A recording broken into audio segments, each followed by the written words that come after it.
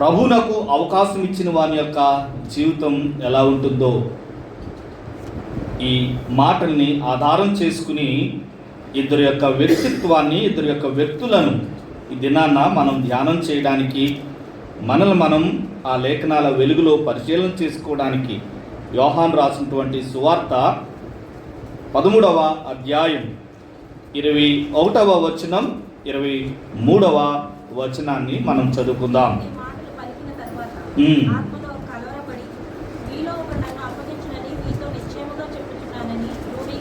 రూఢిగా చెప్పాను.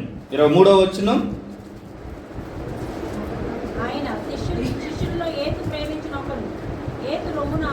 యేసు రొమ్మున ఆనుకొనుచుండెను.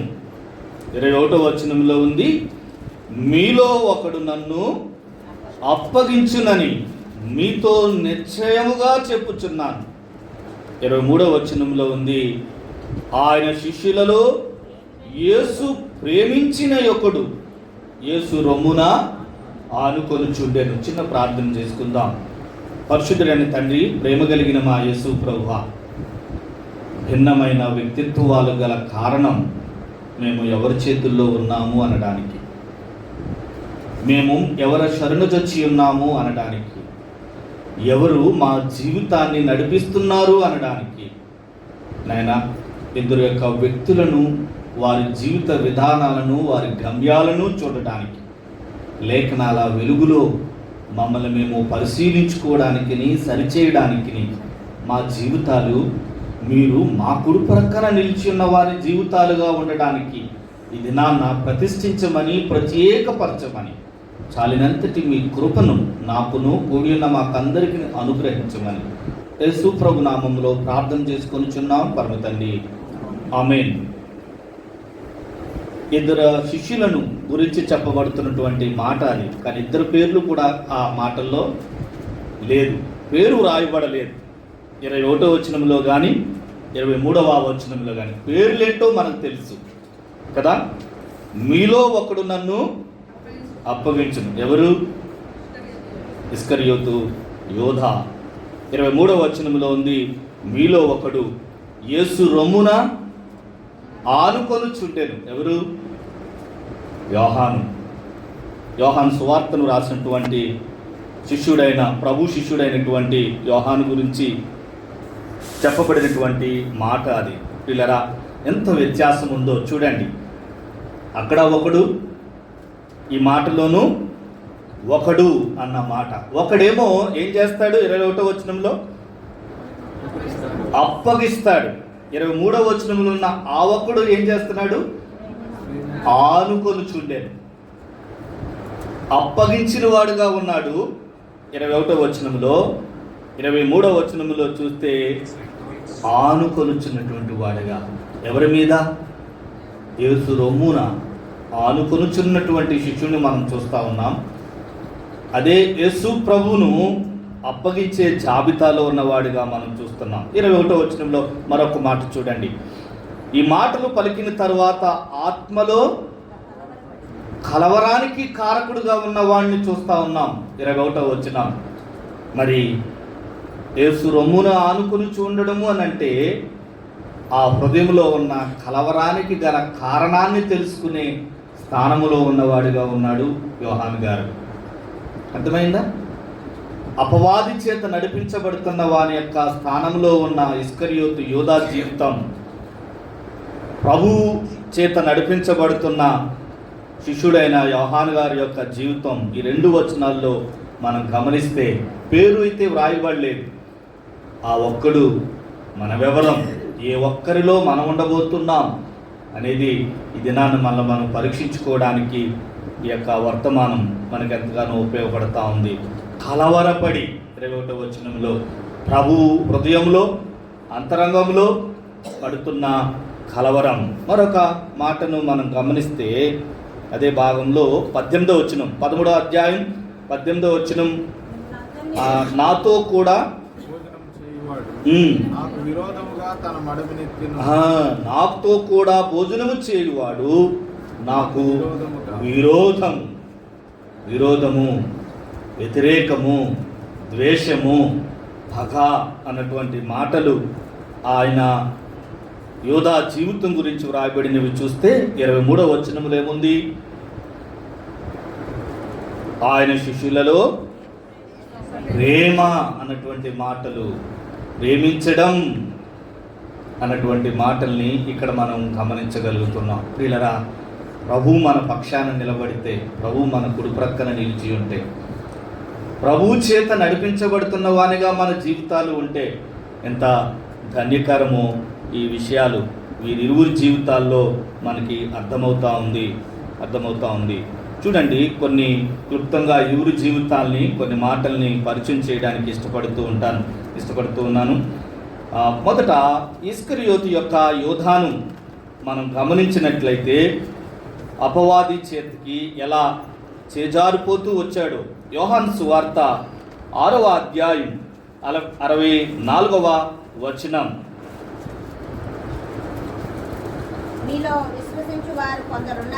విశ్వసించని వారు కొందరున్నారని వారితో చెప్పాను. విశ్వసించని వారెవరో, నన్ను అప్పగింపబోచున్న వాడెవడో మొదటి నుండి యేసునకు తెలియను.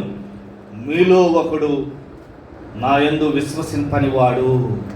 ఇది కాజియస్ హెచ్చరిక. ఇస్కరియోతు యోధా గురించి చెప్తూ, మీలో ఒకడు నా యందు విశ్వాసం ఉంచని వాడు. వీళ్ళరా, ప్రభుతోనే ఉన్నామా? ప్రభు యొక్క సమూహంలోనే ఉన్నామా? సంఘంలోనే ఉన్నామా? సంఘంతోనే నడుస్తూ ఉన్నామా? కానీ ఇస్కరియోతు యోధా గురించి చెప్తూ, మీలో ఒకడు నన్ను విశ్వసింపని వాడుగా ఉన్నాడు అన్నటువంటి మాట. వీళ్ళరా, మన హృదయం దేవుని యందు ఇంకా విశ్వాసం ఉంచలేదా? ప్రభువుని నమ్ముకోలేదా? హెబ్రీయులకు రాసినటువంటి పత్రిక 3వ అధ్యాయంలో 12వ వచనంలో ఉంటుంది, జీవము గల దేవుని యందు విశ్వాసం ఉంచలేని దుష్ట హృదయం మీలో ఎవరి యందైనను ఉన్నదేమో జాగ్రత్తగా చూచుకొనిడి. జీవం గల దేవుని యందు విశ్వాసం ఉంచని దుష్ట హృదయం. ప్రభు లేకపోతే ఆ హృదయం దుష్టమే, ప్రభు ఉంటే ఆ హృదయంలో జీవము లేని దుష్ట హృదయం. దేవుని యందు విశ్వాసం ఉంచకపోతే దుష్టుడు మన హృదయంలో స్థానం ఆక్రమిస్తాడు. అయితే ప్రభువన్నా ఉండాలి నీ హృదయంలో, లేకపోతే దెయ్యమన్నా ఉండాలి. ఈ రెండే మన హృదయాన్ని పరిపాలించేవి. అందుకే కీర్తనాకారుడు ఒక మాట ఉంటుంది, ఆ మాటనే నేను ప్రతి ఉదయం ప్రార్థన చేసుకుంటాను. ఏమనంటే, ప్రభువా నీ యందు భయభక్తులు నిలుపునట్లు నాకు ఏక హృదయమును దయచేయి. ద వన్ హార్ట్, అది డివైడ్ కాకూడదు. ఏక హృదయమును దయచేయి. ప్రతిరోజు ప్రభుని అడుగేటువంటి నా కోరిక ఇదే, మీ యందు భయభక్తులు నిలిపినట్లు. సో ఈయన విశ్వసింపని జాబితాలో ఉన్నవాడిగా మనము చూస్తూ ఉన్నాం. అలాగే మరి మరొక మాటను మనం గమనించినట్లయితే 13వ అధ్యాయం 10వ వచనం చివరి మాట. 13వ అధ్యాయం 10వ వచనం, మీరును పవిత్రులు కానీ మీలో అందరూ పవిత్రులు కారని ప్రభు మొదటి నుంచి చెప్తూనే వచ్చారు. మీరు పవిత్రులు కానీ మీలో అందరూ పవిత్రులు కారు. ఎవరైతే ప్రభునందు విశ్వసించుతారో వారు పరిశుద్ధుల జాబితాలోనికి వస్తారు, పరిశుద్ధులుగా తీర్చబడిన వారుగా ఉంటారు. వారి మీద ఎవరు నింద మోపడానికి అధికారం లేదు. ఆ మాట రోమిలకు రాసిన పత్రిక 8వ అధ్యాయంలో ఉంటుంది. ప్రభువు మనం నిర్దోషి అని ఎంచబడినప్పుడు ఆయన ఏర్పరచుకుని వారి మీద నింద మోపగలిగిన వాడెవడు? Who will stand against us if God is for us? లోకపరమైన విషయాల కొరకు అనుకుంటాం, అంతకంటే ఆత్మ సంబంధంగా నీవు నీతిమంతుడువు అని ప్రభు అంటారు. ఆయన యందు విశ్వాసం ఉంచితే ఆ తదుపరి మన మీద నింద మోపగలిగిన వాడు ఎవరు కూడా లేరు. అయితే ఇస్కరియోతు యోధా యొక్క స్థానం అపవిత్రుడిగా పిలువబడుతూ ఉన్నాడు, విశ్వసింపని వాడుగా ఉన్నాడు. మీలో ఒకడు అపవిత్రుడు అని ప్రభు చెప్తా ఉన్నారు. అపవిత్రుని యొక్క స్థానంలో ఉన్నాడు. చూడండి 12వ అధ్యాయం యోహాను సువార్తలోనే 6వ వచనం. వాడిలాగు చెప్పినది, ఉమ్. పేదల మీద శ్రద్ధ కలిగి కాదు గాని, ఉమ్. వాడు దొంగయే ఉండి, తన దగ్గర డబ్బు సంచి ఉండినందున అందులో వేయబడినది దొంగిలించుచూ వచ్చాను. వీళ్ళరా, వెరెవర్ యు ఆర్, నువ్వు ఏ స్థానంలో ఉన్నా, ఎంత ఉన్నతమైన స్థానంలో ఉన్నా, ప్రభువు మన హృదయంలో లేకపోతే, ఎంత గొప్ప ఉన్నతమైన సహవాసంలో నువ్వు పెరుగుతూ ఉన్నా, ప్రభువుని నీ హృదయంలో ప్రభువుగా ప్రతిష్ఠించుకోకపోతే, ఇదిగో అలాంటి సమూహంలో కూడా ఇలాంటి కార్యాలనే మనం చేస్తాం. దొంగయ్యుండి దోచుకొనుచున్న వాడిగా ఇస్కరియోతు యోధాను మనము గమనించగలుగుతూ ఉన్నాం. ఆది నుండి వాడు నరహంతకుడట, దోచుకునేవాడు, అపవాది. ఆ లక్షణాలే అపవాది చేత నడిపించబడుతున్న వారి జీవితాల్లో సుస్పష్టంగా కనబడతాయి. భయం కలగాలి. ఇలాంటి వ్యక్తి యొక్క వ్యక్తిత్వాన్ని మనం చూస్తున్నప్పుడు జారిపోతున్నామేమో అన్నటువంటి భయాన్ని. దొంగగా ఉన్నాడు, విశ్వసింపని వాడిగా ఉన్నాడు, అపవిత్రుడిగా ఉన్నాడు, దొంగగా మనం ఈయన యొక్క జీవితాన్ని మనము చూస్తూ ఉన్నాం. మరొక మాటను గమనిద్దాం. యోహాను సువార్త 13వ అధ్యాయం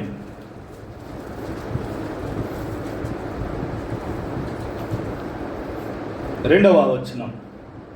వారు భోజనము చేయుచుండగా, ఉమ్. ఆయన అప్పగింపవలెనని సీమోను కుమారుడైన ఇస్కరియోతు యూదా హృదయంలో అపవాది ఇస్కరియోతు యూదా హృదయములో అపవాది ఇంతకు ముందు ఆలోచన పుట్టించి ఉండెను.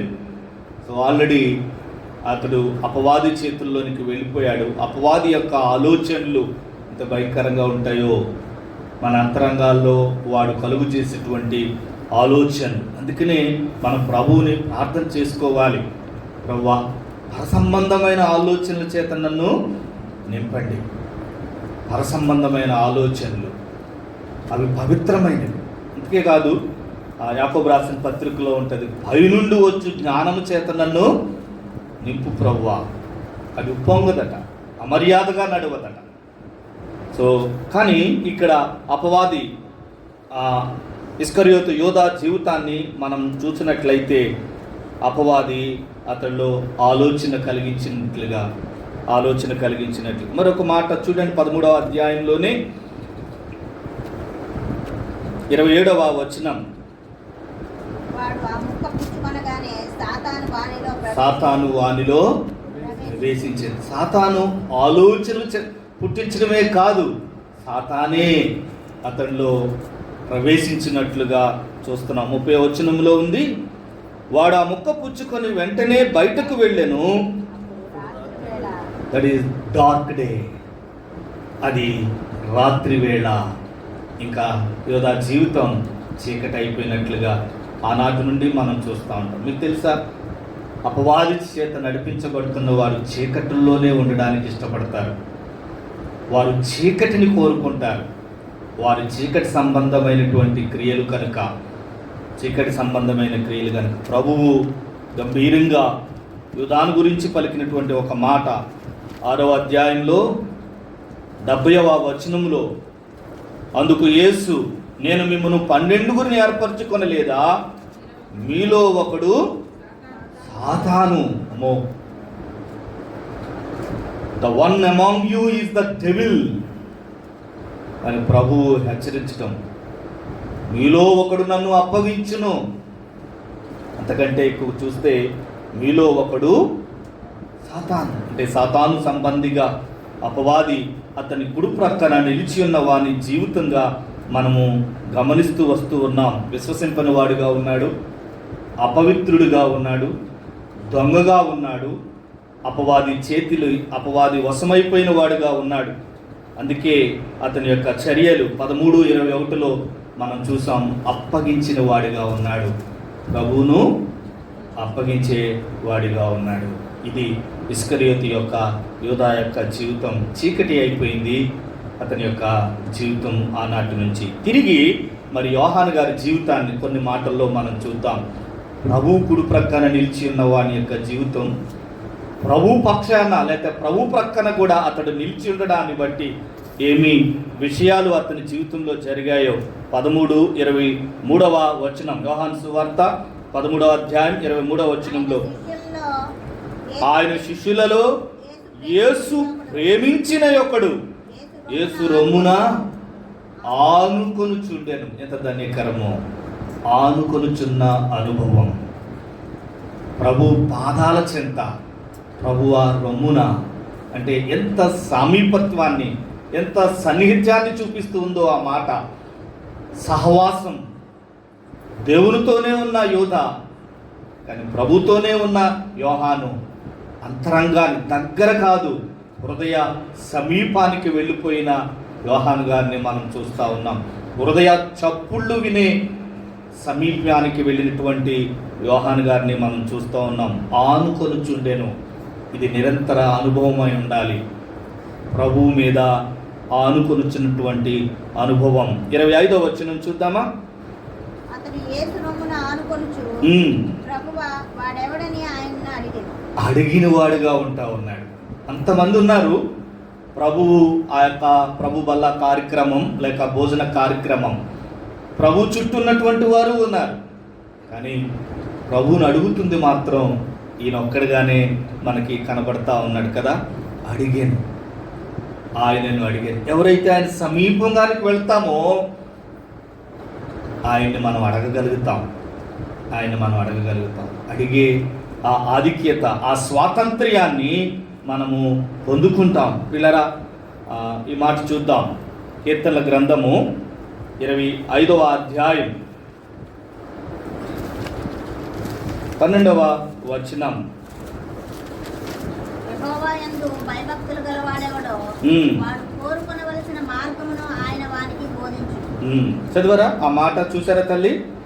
ఆయన యందు భయభక్తులు గలవాడెవడో వాడు కోరుకొనవలసిన మార్గమును ఆయన వారికి బోధిస్తాడు. ప్రభు బోధిస్తాడట నువ్వే మార్గం గుండా వెళ్ళాలో అనేది. మరొక మాట అదే కీర్తనలో 14వ వచనం చూడండి. యెహోవా మర్మము ఆయన యందు భయభక్తులు గలవారికి తెలిసి ఉన్నది. చాలు తల్లి. యెహోవా మర్మము ఆయన యందు భయభక్తులు గల వారికి తెలిసి ఉన్నది. ఆయన తన నిబంధనను వారికి తెలియజేయు. మార్గము తెలుస్తుంది, మర్మము తెలుస్తుంది. మార్గము, నువ్వే మార్గం గుండా వెళ్ళాలో, అలాగే మర్మము, సీక్రెట్ అంటే అదేదో కొద్దిమందికనే కాదు, లేఖనాల్లోనే ఉంటాయి. కీర్తనాకారుడు అంటాడు, నీ ధర్మశాస్త్రములోనున్న ఆశ్చర్య కార్యమును చూచినట్లు నా కన్నులు తెరువు. ఎవరైతే ఆయన సమీప్యంలో ఉంటారో, ఆయన చెంతన నిలువబడిన అనుభవంలో ఉంటారో, వారు ప్రభు యొక్క హృదయ చప్పుళ్ళను, ప్రభు యొక్క అంతరంగ విషయాలను కూడా గ్రహించగలిగిన వారుగా ఉంటారు. ప్రభువుని మరి అడిగెను అన్నటువంటి మాట మనం చూస్తూ ఉన్నాం కదా. ప్రభువుని అడగగలగడం, ప్రభువుని అడిగిన వాడుగా ఉన్నాడు. 18వ అధ్యాయం యోహాను సువార్తలోనికి వద్దాం. అడిగినటువంటి ఆయన చూడండి, క్షమించండి, 13వ అధ్యాయంలోనే ఆయనను అడిగాను అని ఉంది కదా. అయితే ప్రభు చెప్పారు 26వ వచనంలో, నేను ఇది ఇలా చేయబోతున్నాను, ముక్క ఇస్తాను, అది ఎవరైతే తీసుకుంటారో అతడే అప్పగించే వాడు. యోహానుకు మాత్రమే తెలిసింది, తెలుసా ఆ విషయం? ఎవరు అప్పగించబోతున్నారు ప్రభువుకు తెలుసు మొదటి నుంచి. ఆ అప్పగించే గడియలో తదుపరి యోహాను గారికి మాత్రమే తెలిసింది. మొదటి నుంచి తెలిసిన ప్రభు అంట ఆ శిష్యుల్లో ఎవ్వరికీ కూడా అనుమానం రాలేదంట. ఆయన చూపించే ఆ ప్రేమ కానీ, వారి ఎడల వ్యవహరించే విధానం కానీ. 12 మంది సమానంగానే పెరుగుతూ ఉన్నారు, కానీ ప్రభువు వారి ఎడల వ్యవహరిస్తున్న రీతిలో ఏ ఒక్కరికి కూడా యూదా మీద అనుమానం రాకుండా ఆయన వారి ఎడల ఉన్నతంగానే ప్రవర్తిస్తూ వచ్చాడు. ఎవరైనా మనకు ఒకరు విరోధంగా మాట్లాడితే, ఎవరైనా వాళ్ళు మనకు విరోధంగా అడుగులు వేస్తున్నారు అని తెలిస్తే మన మాటలు, మన ప్రవర్తన, వారి ఎడల మనం చూపే విధానం మారిపోతుంది. కానీ ప్రభువు ఎంత ఉన్నతమైన వ్యక్తిత్వమో మొదటి నుంచి ఎరిగిన వాడైనప్పటికీ ఆయన యోధా ఎడల ప్రేమించడంలోనూ ఆయన వ్యక్తిత్వం మారలేదు. చివరిలో కూడా ఆయన అప్పగించడానికి వచ్చినప్పుడు అంటే ఫ్రెండ్, చెలికాడా అని పిలుస్తాడు ప్రభు అతన్ని. ఫ్రెండ్ అని, చెలికాడా అని పిలిచినటువంటి అనుభవం అక్కడ మనం చూస్తాం. ఈ మాటల్లో ఆయనకి చెప్పిన తర్వాత చూడండి,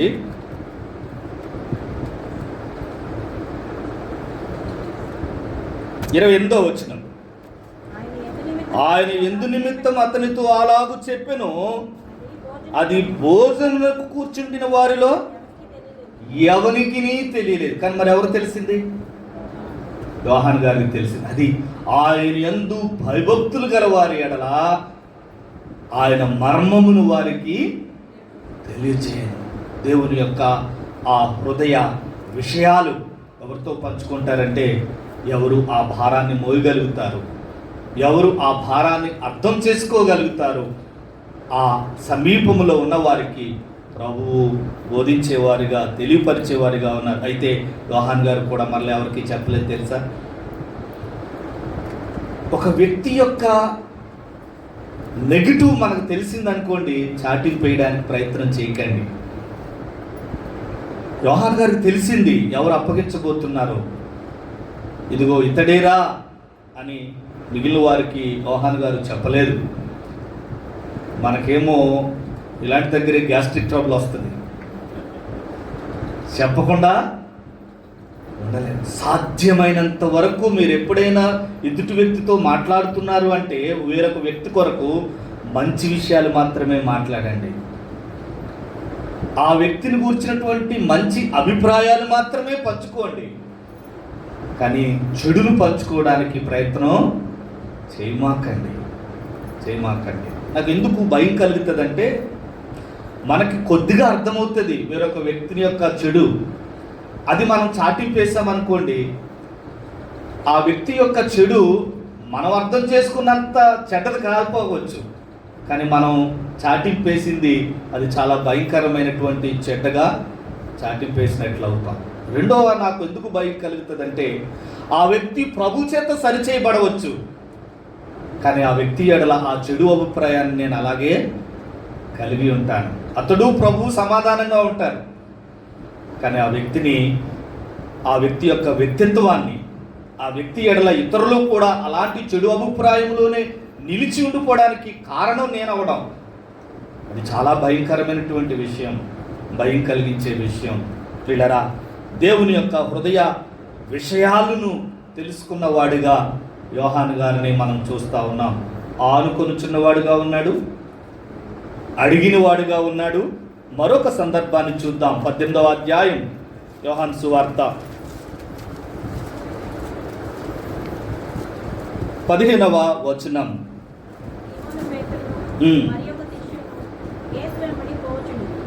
యేసు చూసారా, సీమోను పేతురును ఎక్కడ ఆయన పేరును రాసుకోడు.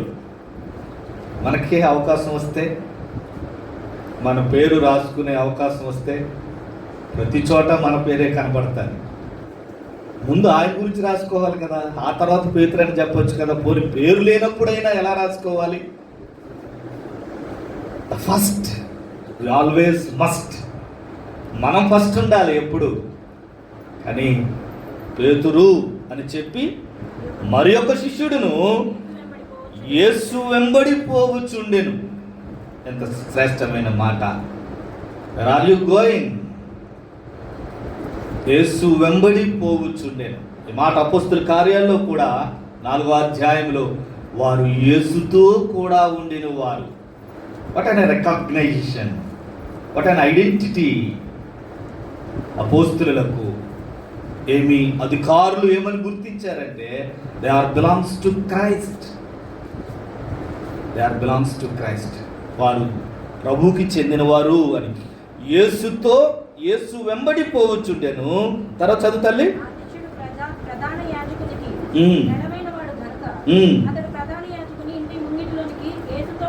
యేసుతో యేసుతో కూడా వెళ్ళాను. పిల్లరా, మరి 15వ వచనమే మనం రాసుకోవాలనుకుంటే మీరు ఊహించుకోండి, తర్వాత ఆయన ఆలోచించండి. ఏమి మొదట పెడతాం, ఎలా రాస్తామో ఆ 15వ వచనాన్ని చూడండి. ఆ శిష్యుడు ప్రధాన యాజకునికి నెలవైన వాడు, అంటే ప్రధాన యాజకుడికి తెలిసిన వాడు, అది మొదట రాసుకుంటాం మనం. ప్రధాన యాజకుడు ఆ శిష్యుడికి నెలవైన వాడు కనుక పేతురుని కూడా ఆ శిష్యుడు తీసుకుని వెళ్ళాడు.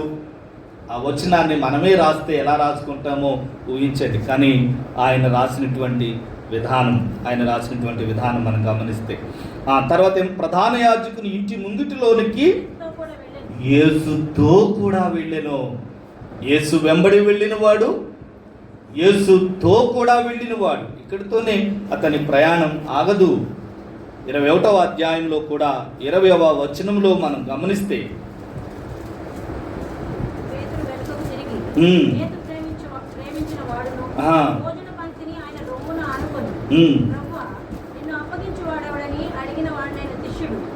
తన వెంట వచ్చుట చూచాను. Is walking, is follow me అని ప్రభు అప్పుడే చెప్పారు యోహాన్ గారికి ఆ వల దగ్గర, ఫాలో మీ అని. అది స్టిల్ కంటిన్యూయింగ్. యోహాను తన జీవితంలో మనం చూస్తాం. అనుకరించడం ఇది 3వ మాట. యేసుతో, యేసు వెంబడి, యేసు వెనుక అనుకరిస్తున్నటువంటి జీవితాన్ని ఆయన జీవితంలో మనం చూస్తాం. ఎన్ని విషయాలు చూస్తాం యోహాను గారి జీవితంలో? 3 విషయాలుగా చెప్పాను. మొదటిది ఆనుకొనుచుండెను, రెండవది అడిగిన వాడుగా ఉన్నాడు, మూడవది అనుకరిస్తున్న వాడుగా ఉన్నాడు. అనుకరణ అంటే ఇమిటేటింగ్, ఆయన్ని వెంబడి వెళ్ళడం, అనుకరిస్తున్నవాడు. 3 మాటలు గుర్తుంటాయా? గుర్తుండువా? ఎవరు మాట్లాడట్లేదు గుర్తుండు అని. చాలాసార్లు చెప్పాం. అత్తగారు తిట్టిన తిట్లు ఇప్పటికీ గుర్తుంటాయంట. అత్తలు అయిపోయినా కానీ గుర్తుంటాయంట. ఈ 3 మాటలు గుర్తుండవా అంటే, గుర్తుంటాయంటే ఎవ్వరూ మాట్లాడతలేదు. కనీసం గుర్తుంటాయి, గుర్తుపెట్టుకుంటామన్న మొహం యొక్క ఆ కవళికలు కూడా కనపడలేదు. ప్రభువు మన చెంతన నిలిచిన జీవితం ఎలా ఉంటుంది అంటే, ఆయన్ని ఆనుకొనుచున్న వానిగా ఉంటుంది. రెండోది ఆయన్ని అడుగుతున్న వానిగా, హృదయ శబ్దాలను అడుగుతున్న వానిగా ఉంటుంది. మూడోది ఆయన్ని అనుకరిస్తున్న వానిగా ఉంటుంది. ఈసారి వచ్చినప్పుడు అడుగుతాను, సరేనా? మీకు తెలుసో లేదో, మనీకున్న పవర్ మామూలుగా ఉండదు తెలుసా? మనకి ఎవరైనా ₹1 ఇవ్వాలన్నా గుర్తుంటుంది. మనం మంచం మీద ఉన్న ఆడు కనపడితే మనకేం గుర్తుంటుంది? ఈ నాకు ₹1 ఇవ్వాలి కదా అని. మీకు తెలుసలేదు, నాకైతే అలాంటివి గుర్తున్నాయి. అమ్మో, ఇంత పవర్ఫుల్గా ఉంటుందా మనీ యొక్క ఇది అని అనిపించింది. మర్చిపోకండి, మనకి ఎవరు బాకీ ఉన్నారో ఎలా గుర్తుంటారో, మరి మనం కూడా ఎవరికి బాకీ ఉన్నామో.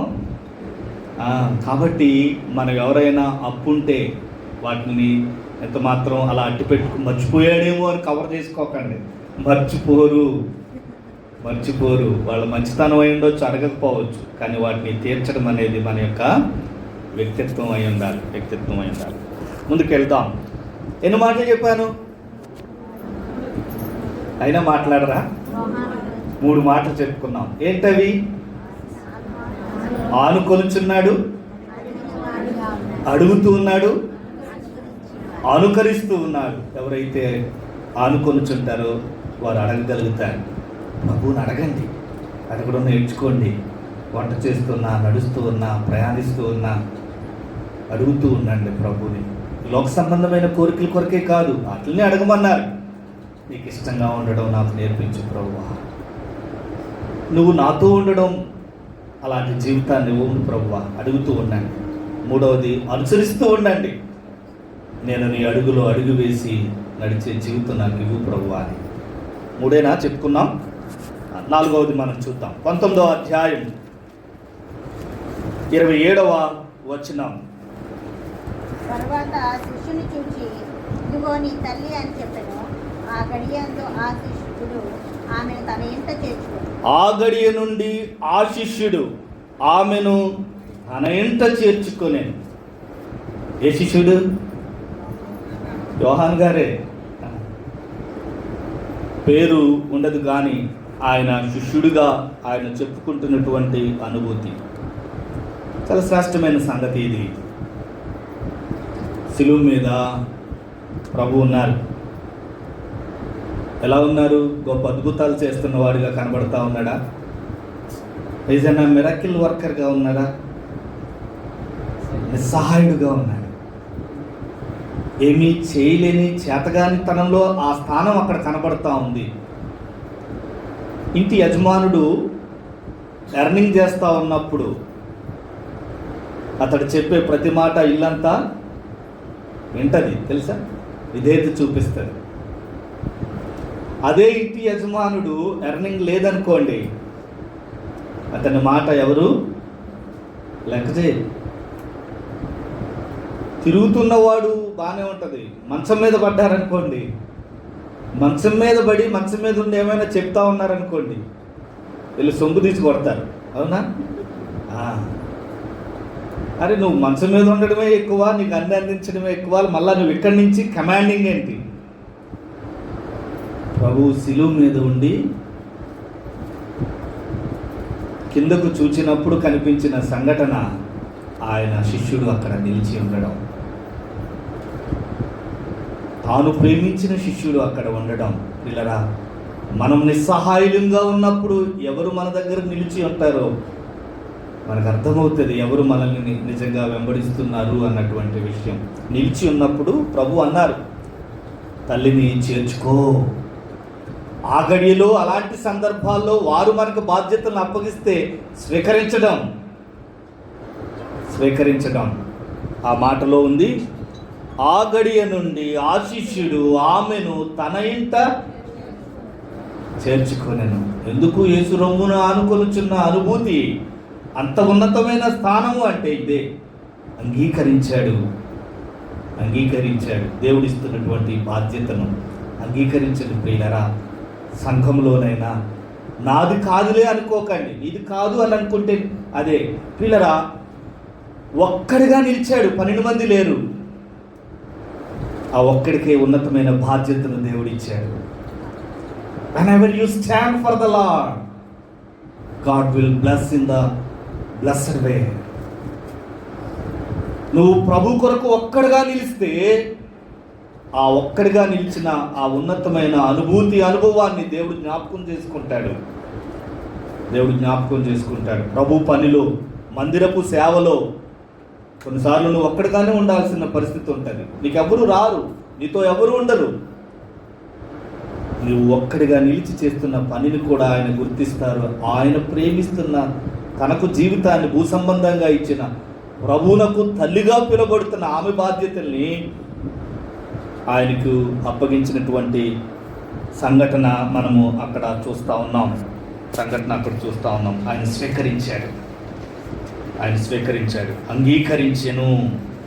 ఇది 4వ మాట. ఆనుకొనుచుండెను, అడుగుచుండెను, అనుకరిస్తూ ఉన్నాడు, అంగీకరించాడు. ఏం అంగీకరించాడు?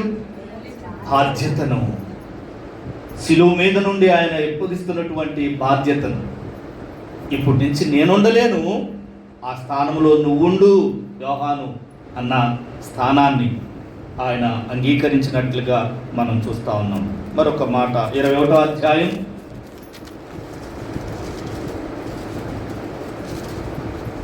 7వ వచనం. కాబట్టి యేసు ప్రేమించిన శిష్యుడు ఆయన ప్రభు సుమి అని పేతురుతో చెప్పాడు. ఆయన ప్రభు సుమి. మరొక మాట 4వ వచనం చూడు తల్లి. సూర్యోదయమగుచుండగా యేసు దరి నిలిచెను. అయితే ఆయన యేసు అనే శిష్యులు గుర్తుపట్టలేదు. వాళ్ళందరూ గుర్తుపట్టలేదు, కానీ వీడికి మాత్రం అర్థమైపోయింది. ఆయన ప్రభు సుమి. అర్థం చేసుకోవడం. మగ్దలేని మరియ దగ్గర మాట కనబడుతుంది, ఆయన్ని గుర్తుపట్టలేదు అని. లూకాసు సువార్త 24వ అధ్యాయం ఎమ్మాయి గ్రామ అనుభవంలోనూ ఆ మాట కనబడుతుంది, వారు ఆయన్ని గుర్తించలేదు అని. ఈ 21వ అధ్యాయంలోనూ మనం చూస్తాం శిష్యులు ఆయన్ని గుర్తించలేదు అని. కానీ ఎవరైతే ఆయన రొమ్మును ఆనుకొనుచు ఉన్నాడో ఆయన మాత్రం గుర్తించాడు. ఆయన ప్రభు సుమి ఈజ్ ద లా. ఎవరు అనుకుంటున్నావు? ఆయన ప్రభు. నీ జీవితంలో, నా జీవితంలో ప్రభువుని గుర్తించగలగడం. చిన్న చిన్న సంఘటనల దగ్గర అయినా కానీ ప్రభుని గుర్తించాలి. ఇక్కడ ప్రభు కలుగు చేసుకున్నాడా నా ఈ జీవితంలో? ఈ సంఘటన దగ్గర ప్రభు నాకు సహాయం చేశాడా అని. ఒకసారి ఉద్యోగంలో ఉన్నాను. అది ఒక కఠినమైన పరిస్థితి గుండా ప్రయాణం చేస్తూ ఉన్నాను. రాత్రి నుంచి ఆ కంప్లైంట్ని ఎదుర్కొంటా ఉన్నాను. ఈవెన్ బ్రష్ కూడా చేయలేదు. అది సాల్వ్ కాదేమో, నా చేయి దాటిపోతుంది అన్నటువంటి భయంతో అధికారులు అందరూ ఉన్నారు. నేను చేస్తూ ఉన్నాను, అటు ఇటు తిరుగుతూ ఉన్నాను, ప్రార్థన చేసుకుంటూ ఉన్నాను. అది ఏమైనా ఇదైతే మరి గొప్ప నష్టాన్ని జరిగేటువంటి పరిస్థితే. అది మధ్యాహ్నం అవుతుంది, 12:03 అలాగే నిలబడి ఉండిపోయాం. తమ్ముడు అప్పుడు నాకు కనిపించాడు. అతని అక్కడికి రావడు కానీ వచ్చాడు. అతని రాకే నాకు ఆదరణ ఇచ్చింది. పలకరించి వెళ్ళిన తర్వాత, ఎందుకో ప్రభువా మరి నీ ముఖాన్ని చూడడానికి లేక నేనున్నానులే అని చెప్పడానికి పంపించావా అని అద్భుతంగా ఆశ్చర్యంగా ఆ తదుపరి ఆ యొక్క సమస్యను సాయంత్రం 5 గంటలకల్లా అది పరిష్కరించి నేను వెలుపలికి రావడం జరిగింది. క్లిష్టమైన పరిస్థితుల దగ్గర కూడా ఆయన ప్రభు సుమి ఆయన్ని గుర్తించగలగడం మనము నేర్చుకునే వారంగా ఉండాలి. చివరి మాటలు చెప్పి నేను ముగిస్తాను. అంగీకరించిన వాడిగా, అర్థం చేసుకున్న వాడిగా ఈయన యొక్క జీవితాన్ని అపవాది చేత నడిపించబడుతున్న వాని యొక్క జీవితం ఎలా ఉందో ఇస్కరియోతు యూదాను మనం చూసాం. ప్రభువు చేత నడిపించబడుతున్న వారి యొక్క జీవితం ఎలా ఉంటుందో మరి యోహాను గారి యొక్క జీవితాన్ని మనం చూసాం. యూదా జీవితంలో చూసిన మాటలు గుర్తున్నాయా? ఈయన మాటలే గుర్తుంటలేదయ్యా, మరలా ఆయన మాటలు కూడా గుర్తుపెట్టుకోమంటే ఎలా అంటారా? విశ్వసింపని వాడిగా ఉన్నాడు, అపవిత్రుడిగా ఉన్నాడు, దొంగగా ఉన్నాడు, అపవాది చేత ఆవరించబడిన వాడిగా ఉన్నాడు, దేవుణ్ణి అప్పగించినటువంటి స్థానంలోనికి వెళ్ళిపోయినటువంటి యోధా. కానీ యోహాను ఆనుకున్నవాడుగా ఉన్నాడు, అడుగుతున్నవాడుగా ఉన్నాడు, అనుకరిస్తున్నవాడుగా ఉన్నాడు, అంగీకరించిన వాడుగా ఉన్నాడు, అర్థం చేసుకున్నవాడుగా. నీ పరిస్థితుల్లో ప్రభు కలుగు చేసుకుంటున్నాడు. ప్రభు వచ్చారు. ప్రభుని చూడగలగడం అర్థం చేసుకున్నవాడుగా ఉన్నాడు. మీరు ఆనాటి నుంచి ఆ సంఘటన దగ్గర నుంచి యోధాను మనం చూస్తే ఆయన పేరు మారిపోయింది. మత్తయి సువార్త 26వ అధ్యాయం 21వ వచనం చూడండి.